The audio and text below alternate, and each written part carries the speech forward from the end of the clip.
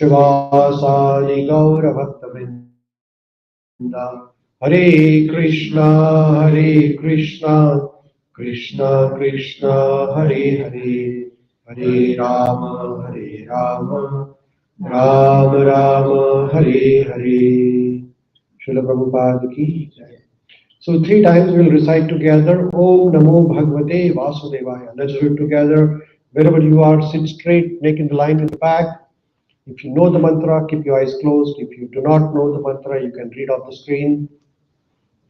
Take a deep breath, and when you exhale, you recite Om, then Namo, then Bhagavate Vasudevaya.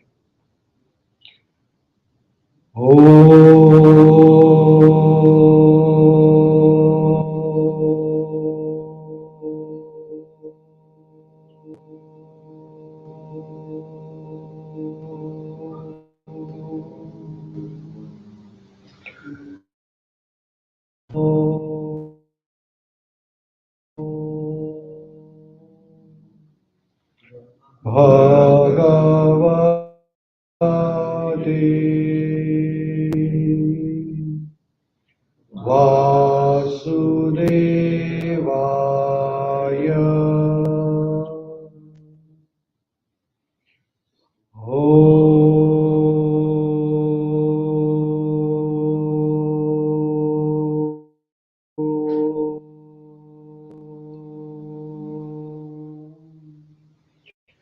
Namo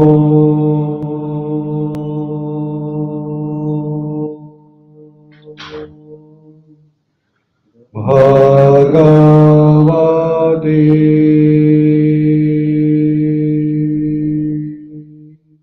Vasudevaya.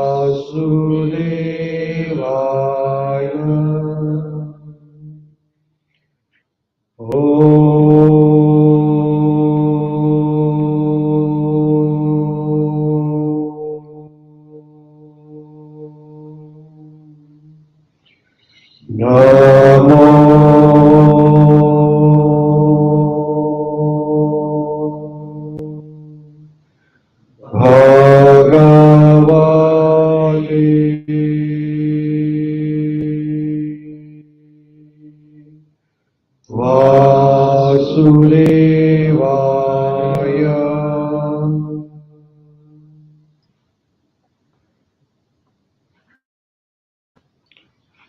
Hare Krishna. So with that, we begin the recitation of Bhagavad Gita. Bhagavad Gita is a book about our life. It gives us the solution about various problems of our life, various difficulties, various questions of our life. Bhagavad Gita was spoken 5,000 years ago by Lord Krishna to Arjuna on the battlefield of Kurukshetra. And the situation was that Arjuna was in dilemma. Arjuna was confused. Arjuna was not knowing what decision he should take in his life because own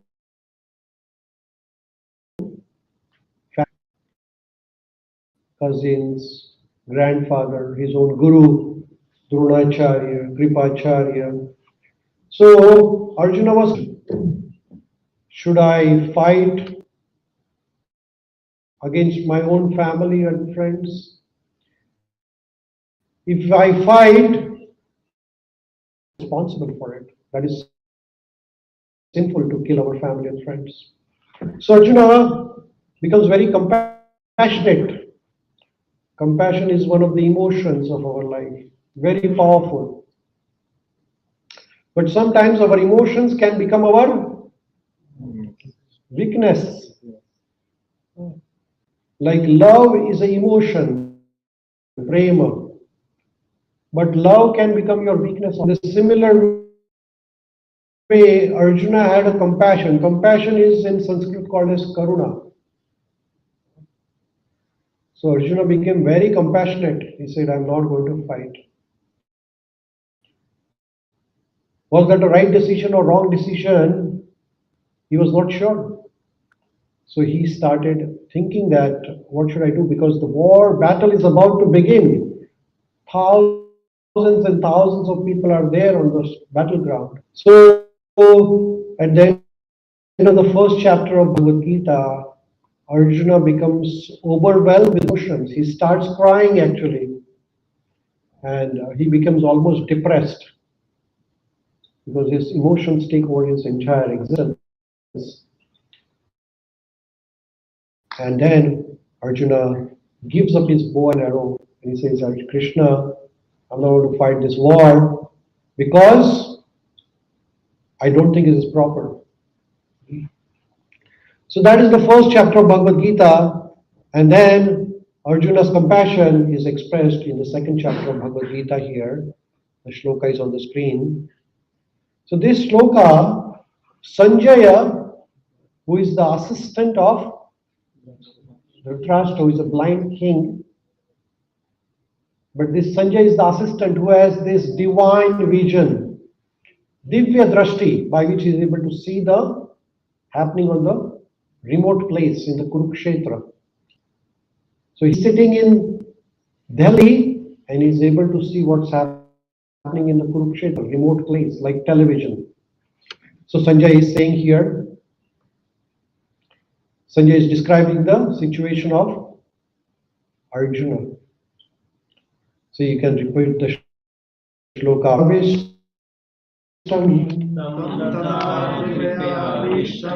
Tam tatha kripaya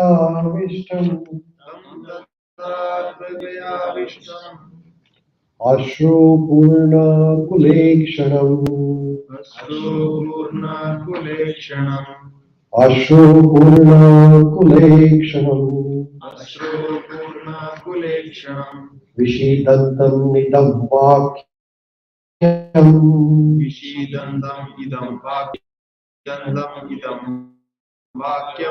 Uvacha Madhusudana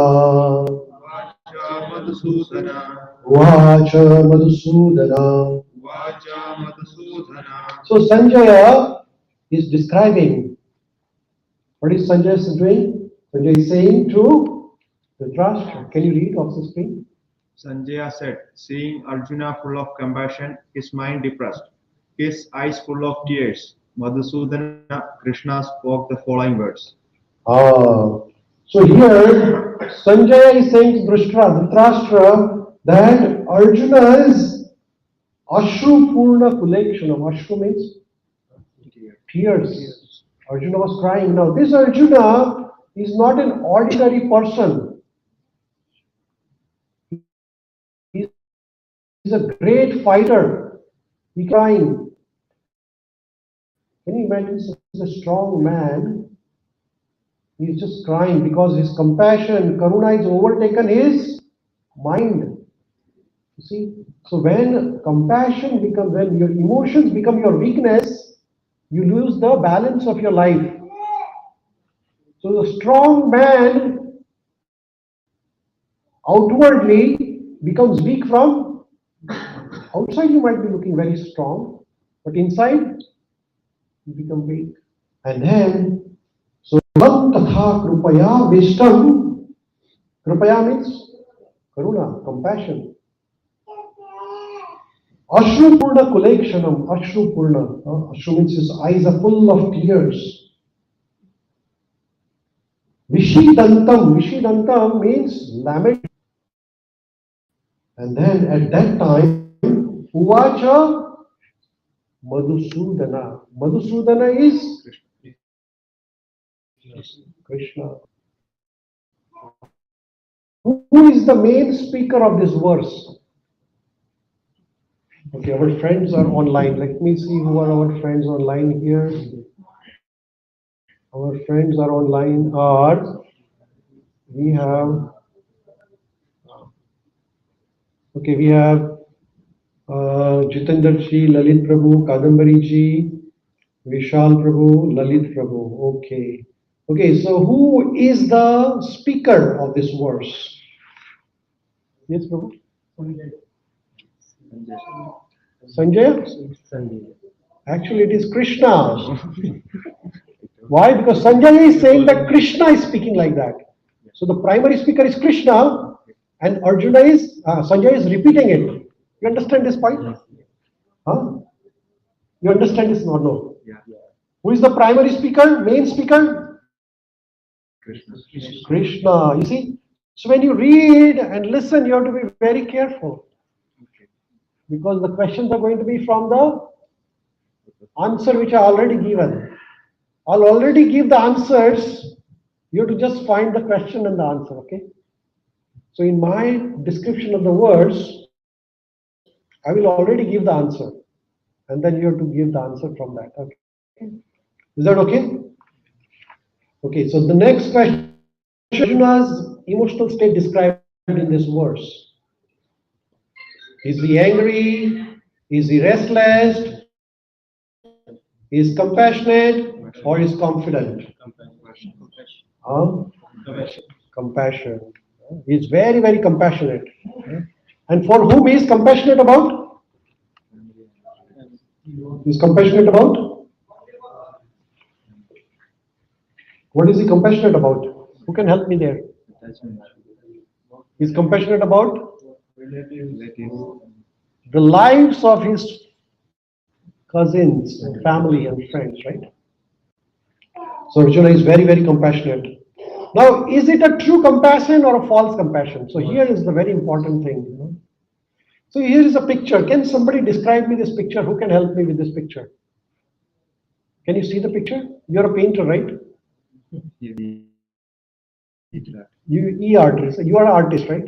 Okay, describe this picture. What does it look like? Just describe it to everybody. What do you see? A bird in a golden cage with no freedom.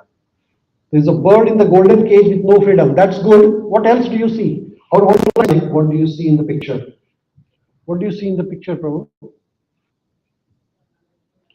In the school days, we used to have describe the picture. What do you see in the picture? This small kid's question. Yes, Prabhu. Yes, Tom. A lady. Yeah, elderly lady, and looking at above the bird, above the cage. she's looking about the cage. Okay. Our online friends are typing. Vishal is typing. She is compassionate but not releasing it. So does not matter. Okay. Okay. Somebody else here can help me with this picture. Elderly lady, bird. What else? क्या दिख रहा है आपको? Don't see anything here. प्रभु जी मनीष को क्या दिख रहा है? What do you see? Just a simple picture. A little kid can also describe it. Where is Chaitanya? Oh, Chaitanya, what do you see here? An old lady has a bird trapped in a cage. Uh-huh. In the golden cage. The bird is almost dying. Bird is almost dying. That's very good observation. And what else you see here? She's trying to pet that bird with compassion, but it's fake compassion. How do you know it's fake compassion? It doesn't have freedom. It's a golden cage. But bird's meant to fly. Bird is meant to fly. Okay, here is the thing. This picture, this lady is polishing a cage very nicely, and the cage is of golden cage. So she's looking after the cage very nicely. But the bird is almost dead. Why? Because she's not feeding the bird. She's not looking after the bird. She's not feeding the bird, but she's polishing the cage. Is it worth? Yes or no? So that is called as false compassion. You're compassionate, but was just for the cage, not for the bird. No matter how, if you put a diamonds on those cage, but if the bird has no food, what is the point of that cage? Will the bird be happy? What does the bird need to be happy? It needs the food, right? Even though you don't let the bird fly, but the bird needs at least food, right, to survive, right? Similarly, here Arjuna is crying Arjuna is worried about the body of everybody. The body is just like a cage in which the soul is there. No matter how nicely you decorate this body, But if the soul is not happy, will you be happy? Do you think rich people are happy? I don't know. Some of them may be. If money could give you happiness, then America would be the happiest country on the planet. Is that so? Lots of crimes in America, lots of divorces in America. How many? 50% plus. Lots in the world? Only in America, nowhere else. Why? If money could give happiness, then that is the result. So here, this is a false compassion, and Srila Prabhupada ji, who describes in his verse, who can read this for me? Ankit Prabhu, can you read for us? Compassion for the dress of a drowning man is senseless. A man fallen in the ocean of nations cannot be saved simply by rescuing his outward dress, the grass material body. Okay, that's good. So here, Srila Prabhupada is saying that if you are going to, analogy is giving if somebody is drowning, and if you are drowning, you save the man or save the dress? Save the dress? Save the man. Why? Because what is important is the person's life, not the dress. Similarly, in our life also, we are worried about the body, but we are not worried about the spirit soul which is inside. Within all of us, there is a spirit soul. But we pamper this body so much, and we are not worried about the soul. So here, Lord Srila Prabhupada is explaining that Arjuna's compassion is a false compassion. He is worried about everybody's body, but he is not worried about the soul. If you are worried about somebody, if you really want to help somebody, in addition to giving them a food and shelter, you guide them about the spiritual path. That is the real path. Then further, Shri Bhagavan Vacha, Shri Bhagavan Vacha, Kutastva Kashmalam Mitam,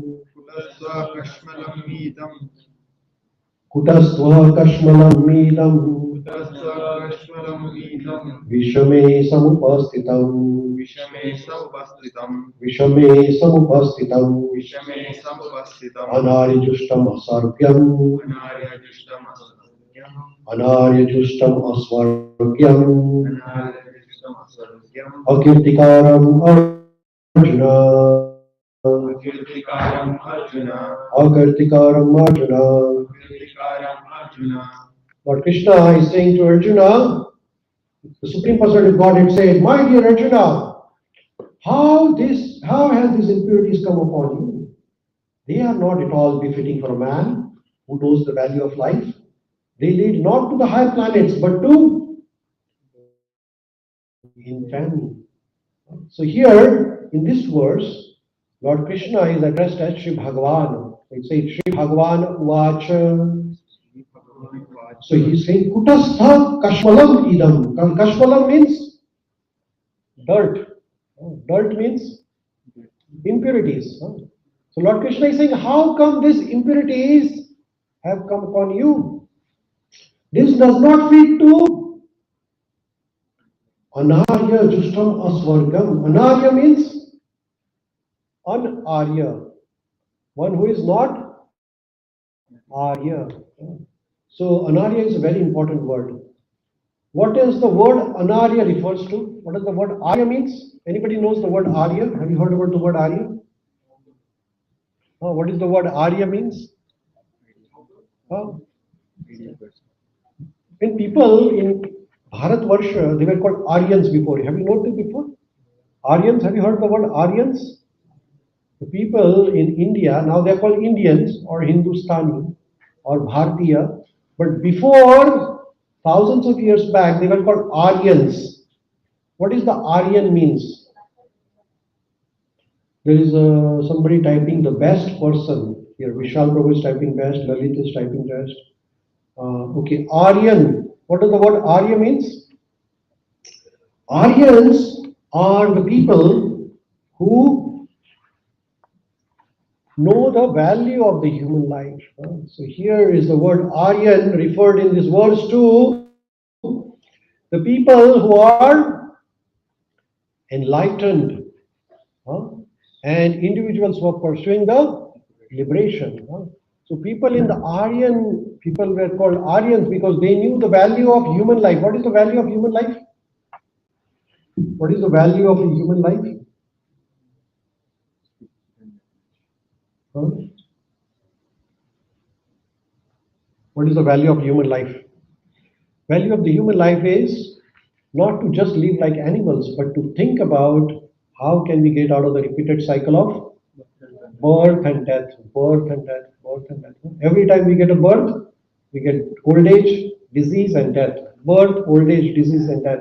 So the Aryans were the smart people who knew the value of human life is not just to take birth and produce some children, make some money and die. Aryans are the people who know that there is something beyond this life, beyond this body, which is spirit soul, and just not to look after the body but spirit soul. So our practices of Vedic culture are Aryan Sanskriti. What is Aryan Sanskriti means? That we spend valuable amount of our time not only caring for the body, but we do care for spirit soul, because it's like a bird in the cage. If you don't feed the bird in the cage, the bird will not be happy, bird will die. Similarly, the Aryans knew that this body is the cage in which the soul is there. And what is our role? To feed the soul. Animals do not have this consciousness.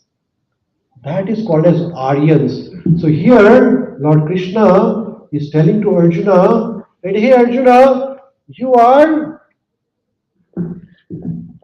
acting just like an Arya. Arya, exactly opposite of Arya is Anarya. So Anarya means one who does not know the value of human life. Now here, the word Bhagwan is used. What is the meaning of the word Bhagwan? Who can help me here? I was discussing this with somebody today in the morning, Vishal Prabhu. But okay, let's understand the word Bhagwan. What is the word Bhagwan means? How many of you have heard the word Bhagwan before? Yes. Bhagwan का अर्थ क्या है? Very good, very good. Anybody else? Bhagwan, Mataji? Controller of all, that is Rishikesha. Rishikesha is senses, yes. Kadambari is giving the answer correctly. She is saying is that one who has Shadaishwarya. Bhaga means opulence. Vana means who possesses. So Bhagavan means there are 6 opulences. So one who possesses 6 opulences. So what are the 6 opulences? Who can help me here? What are the 6 opulences? Krishna has, Lord Ramachandra has, and others don't have.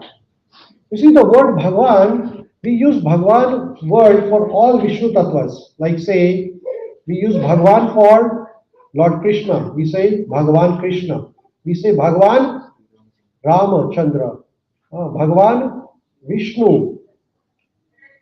We never say Ramadev, right? Dev and Devi is the adjective used for Devi Devtas. There is a difference between Devi Devta and Bhagwan. We never say Krishna Dev, we say Bhagwan Krishna.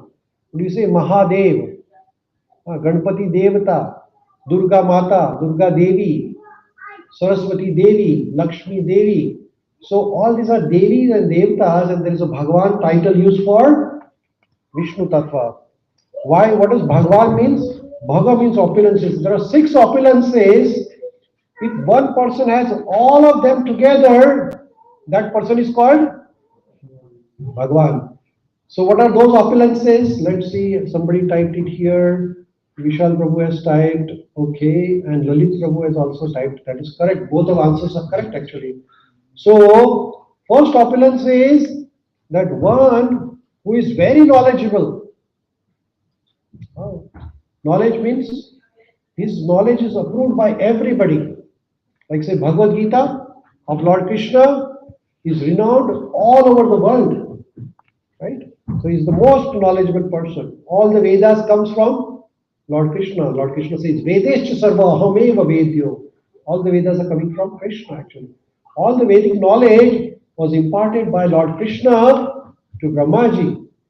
And Brahmaji then gave it to Narada, and Narada to Vedvyas, like that it's coming all along. So, knowledge, then beauty. Krishna is so beautiful that thousands and thousands of cupids are attracted to Lord Krishna. Krishna is very beautiful. Third is the strength-wise. When Krishna was very young, he could lift the Govardhan on his little finger of left hand. He could kill the many demons.